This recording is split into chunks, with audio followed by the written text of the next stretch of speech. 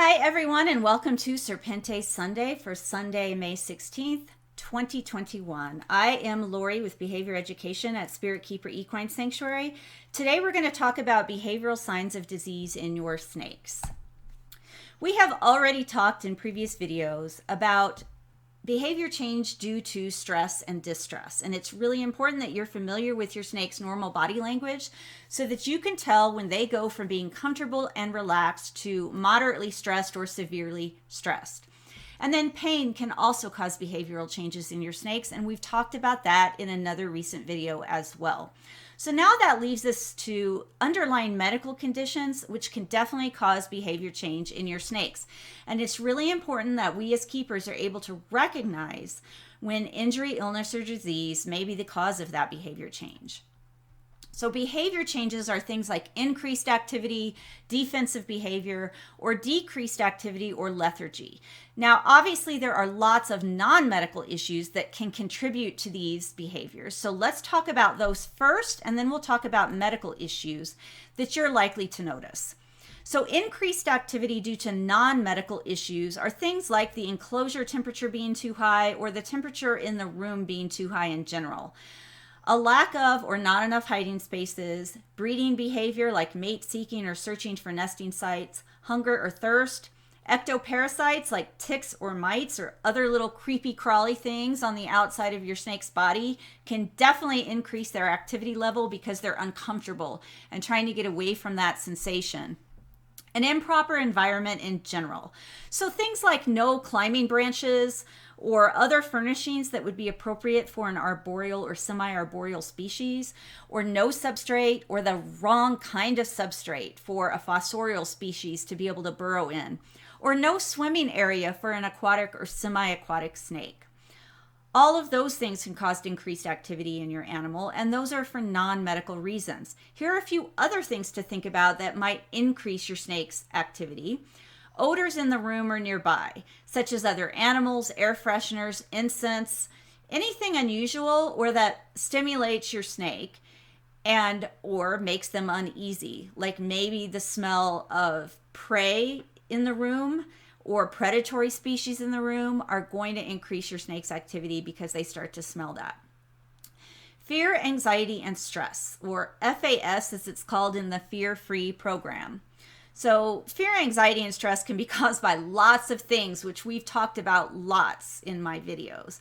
But things like sudden changes to the environment, not gradual changes that you're making over time, but things that suddenly go from one extreme to the next. Insufficient opportunity to exercise, the inability to express species-typical behaviors, and then general defensiveness, which we're going to talk about right now.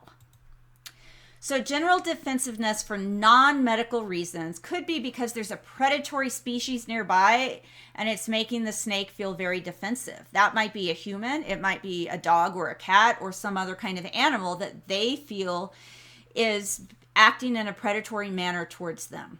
It could be because a human or other animal has intruded into their habitat. It could be because they become startled or surprised. Could be due to forced handling or restraint. Just any perception of threat is obviously likely to trigger defensive behavior in the snake. Also, forced captivity can trigger defensive behavior in general. And that may be because the animal is new to captivity. Maybe it's a wild caught animal, a new captive, and it has absolutely no concept of anything to do with living in the human world, and it is scared and defensive about everything.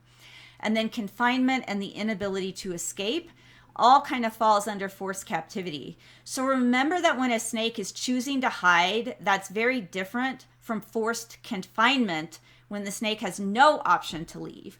And that when a snake is choosing to remain in one spot, that's very different than when the snake is being forced to remain in one spot by active physical restraint and is unable to flee at all.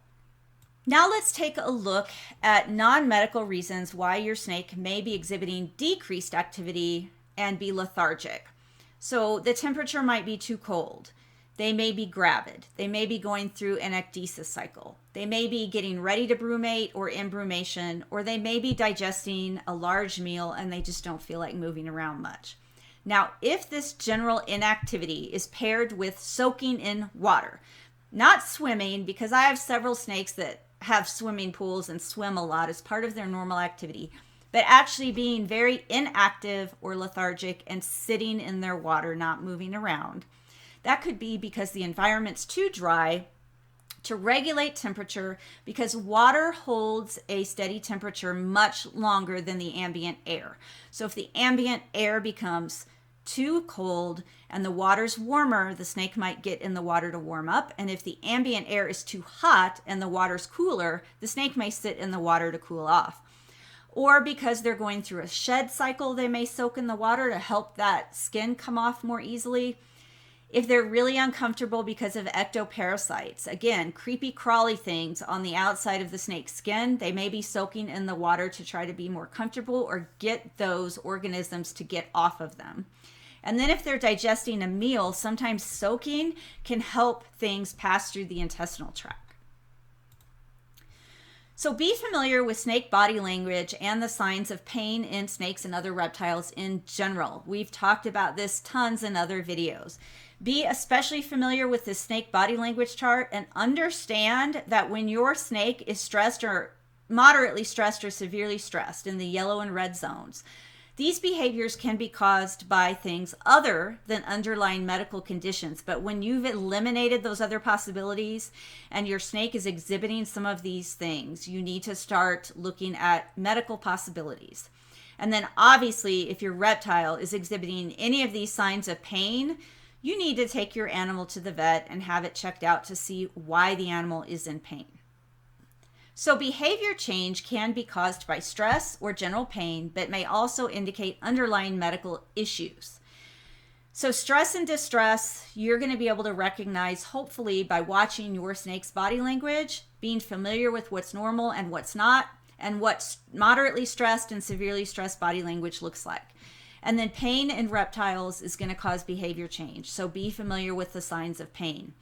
But if general pain or stress, distress is not the cause of the snake's behavior change, and you haven't figured out what is, you may be looking at some underlying injury, illness, or disease. That brings us to medical issues. So the things I'm going to point out in the forthcoming slides are things that I think keepers are likely to notice. Understand that there are many more signs of disease that only veterinarians are going to be able to detect through diagnostics. So internal abnormalities, we're not going to be able to see. And if we can't explain our snake's abnormal behavior, it's time to take them to the veterinarian. So here's a list of abnormal behavior due to medical causes that as keepers, I feel like you or I should be able to notice. All right, so behavior change due to the following medical reasons: cardiovascular, gastrointestinal, and ocular, or something to do with the eyes.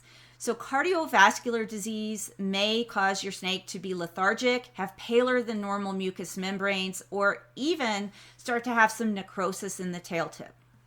Gastrointestinal issues could cause things like regurgitation. You may notice masses or abscesses, diarrhea, or constipation. Any abnormality of the oral cavity, while that can indicate other types of illness or disease, can also be a sign of gastrointestinal disease, especially if there's a terrible smell coming from the mouth. So an inactive tongue or a lack of tongue flicking at all. Anorexia, which is just a lack of appetite or reduced appetite. Mid-body swelling, cloacal prolapse, unusual discharge from the cloaca or from the mouth, and then endoparasites, which you're likely not going to see unless they're expelled in the stool or you have regular fecal exams done on your snake's feces. And then ocular issues may look like a retained spectacle and not just a normal retained spectacle because it didn't shut off properly, but some other reason why the spectacle is being retained, or if there's multiple spectacles retained on top of each other. Discoloration of the eye or the area surrounding the eye, ectoparasites in or around the eye, swelling of the eye itself or around the eye, any discharge around the eye, reduced or smaller than normal eyes, visible abrasions or lacerations, cloudiness, and that is cloudiness of the eye that isn't related to shedding, and then any type of unusual eye movement. So this list of dermatological reasons is pretty long, and that's because we see the snake's skin every time we look at the snake. So if you're going to notice anything, it should be easy to notice issues with the snake's skin. If you're noticing masses or lipomas on the snake's skin, abscesses, vesicles, or blisters, any swelling, discoloration, any abnormal smell, scarring, abrasions, lacerations, punctures, ulcers, burns, or petechiation. Petechiation you're not going to notice on the scales. You would notice petechiation around the snake's mucous membranes. So maybe around the eyes, inside the mouth, or inside the cloaca, or just the cloacal opening. Malformed scales, dysecdesis, which is issues shedding, and that may be that the snake is not shedding at all, they're shedding too often, or that shed is completely abnormal. Any oozing or bleeding, and then signs of any ectoparasites. Things you may notice musculoskeletally that could indicate an underlying medical condition are general pain and swelling, any deformities in the snake's body, so the jaws, the snouts, the eye orbits, the skulls, arched necks or spines, kinks in the spine, or general crookedness in the body. Paralysis or paresis. Paralysis is going to be the inability to move all or part of the body, and paresis is going to be slower than normal body movements or impaired body movements, impaired ability to move the muscles normally. Rigidity in the snake's body. Just keep in mind that paralysis can look rigid or paralysis can look flaccid. So an animal can be completely paralyzed and be limp, but an animal can also be paralyzed and be rigid. But if you're noticing rigidity in all or part of the snake's body, it can indicate a musculoskeletal issue because either the snake can't move or it's unwilling to move because of pain that's being caused by something internal. So abnormal locomotion, abnormal coiling, or abnormal prey constriction, or any protrusions. If you see something sticking up under the skin or sticking out of the body through the skin, that could be a fracture, and obviously that's a problem. You need to go to the vet. All right, let's talk about reproductive issues that you might notice that indicate underlying medical conditions that cause behavior change in your snakes. Absence of breeding behavior at all, infertile eggs, abnormal eggs or abnormal offspring if it's a species of snake that is a live bearer, stillbirth, dystocia. Dystocia is difficulty expelling eggs, or it's difficulty giving birth to any live young. Lethargy, anorexia, unusual swelling of the body, abnormal cloacal discharge or a prolapse, gastrointestinal issues, and then issues with elimination. So if the animal's having constipation, diarrhea, abnormal stools or urates, or it's unable to eliminate at all, or something's coming out that doesn't look like urine or feces, that can indicate an underlying medical issue. Get it checked out. Let's talk about medical reasons for behavior change as they relate to respiratory disease and general systemic issues. So respiratory disease, which is pretty common in snakes, may look like nasal discharge, occluded nostrils, frothy oral discharge, or any abnormal oral discharge. While things wrong with the mouth can indicate gastrointestinal issues or other disease or illness, it can also have to do with respiratory disease. Open mouth breathing and abnormal posture, that's oftentimes because the snake's so uncomfortable trying to breathe that they're trying to get in a better position to get to clear their airway or to get more air.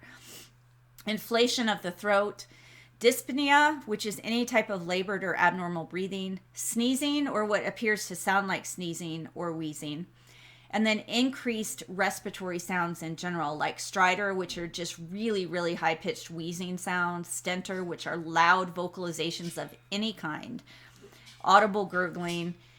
And just remember that anytime you're hearing loud respiratory noises, it can indicate underlying disease.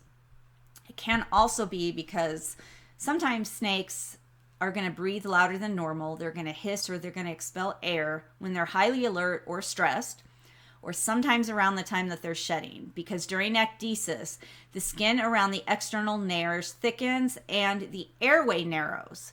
So I've heard what sounds like sneezing in my snakes either right before or right after shedding, and that's the reason. Now, general systemic things are going to be just things in general that are wrong with your snake as a whole. And that's asthenia, which is just a general weakness of the entire body. Any type of weight change, so abnormal weight loss or weight gain. A change in body condition, and body condition is going to be muscle mass and general physical fitness. And then coelomic distension, and that's going to be distension around the coelom, which is the abdominal area of the snake. Again, anorexia is listed here because lack of appetite or reduced appetite is one of those symptoms that can be caused by lots of things, but it definitely can be due to underlying disease or medical conditions. Let's talk about neurologic disease in snakes just a little bit. And before we get into things specific to a snake having a neurological condition, I want to talk about these two things, which can be signs of neurologic disease: lethargy, depression, and hyperactivity. However, lethargy and depression and hyperactivity can also be because of lots of other reasons and doesn't necessarily indicate neurologic disease. So first, let's exclude the non-neurologic causes of lethargy and depression, and then we will talk about neurologic causes. So causes of lethargy that are not neurologic related could be ecdysis, the animal's gravid, the temperatures are too low, they're digesting a meal, they're malnourished, they're dehydrated, they have other injury, illness, or disease going on, or they're understimulated. And then hyperactivity of a non-neurologic nature can be because of general insecurity that the snake is experiencing, too high of temperatures, thirst or hunger, mate seeking. It might be a naturally active species and it's not really hyperactivity. It's just that normal individual is active, or that species is normally active. And then obviously hyperactivity can be caused by other injury, illness, or disease, or by overstimulation by something in the environment. Let's look at what my note says here. I found this extremely interesting, and this is from Mater's Reptile and Amphibian Medicine and Surgery regarding depression and lethargy. Some boas and pythons appear to recognize individual owners. Their behavior may change while their owners are away, only to resume normal activities when their owners have returned. So keep that in mind. That is a real thing. Now let's talk about neurologic disease and symptoms that you might be able to notice as a keeper that most definitely are pointing to neurologic issues in your snake. Hyperactivity, lethargy, and depression, we just talked about. If you have eliminated all of those other possible reasons for this behavior, now we could be looking at a neurologic issue. Ataxia, which is just general muscle incoordination or the lack of coordination completely. Paralysis, again, that is the inability to move all or part of the body. And paresis is going to be impaired muscle movement in general. Head tilts, loss of the righting reflex. So if your snake falls or you place your snake upside down and they're unable to right themselves, get back into a normal body posture, that's clearly a sign of some type of issue, and it's often neurologic. Disorientation in general. The inability to prehence. So if you have a snake with a prehensile tail and it's unable to grip with its tail, or it's unable to grip with its body in general, that can definitely indicate an issue. The inability to ingest food. That's the inability to swallow, the inability to take the food item into their mouth in the first place, the inability to move it through the digestive tract. Unfortunately, we have a carpet python here that has severe neurologic impairment, and she's unable to swallow. That is something that's called neurologic dysphagia, and she has to be fed via a stomach tube. General inappetence, which means no interest in food or eating whatsoever. Weakness, that's going to be general weakness of all or part of the body. Opisthotonos, which is going to be uncontrollable muscle spasms or contractions that usually cause the head, neck, and spine to arch backwards, convulsions, seizures, and any unusual body movement that you can't explain by other factors could be pointing to neurologic disease. The medical texts are extremely clear to point out that the following non-medical issues can cause behavior changes that may appear as illness. Improper feeding, that includes overfeeding, underfeeding, offering food at the wrong time of day or night when that species normally wouldn't be eating or normally wouldn't be on the hunt to acquire, capture, and ingest prey. A stressed snake. A snake can be stressed for many reasons, but specific ones that the medical text pointed out were inadequate activity or exercise, improper substrate, improper or inappropriate handling, excessive handling, thirst or hunger, the presence of other domestic pets, and then interspecific interactions that are not appropriate. And that is interaction with conspecifics or other snakes of the same species. Unsuitable caging, that might be an inappropriate size. The cage is placed in an inappropriate location. There aren't enough hiding opportunities or too few hides, improper temperatures, or improper humidity. Normal reproduction, like mate seeking and nesting. And then an improper photo period, like lighting on an irregular or non-natural cycle or no lighting at all. Please be sure to consult with a veterinarian to diagnose actual illness, injury, or disease. And if you as a keeper are noticing what is clearly a medical issue, get your snake into the veterinarian immediately. If you're noticing behavior changes and you've been able to eliminate all of the other possibilities that we discussed, and now you're down to there must be an underlying medical cause for this, please get your snake into the veterinarian.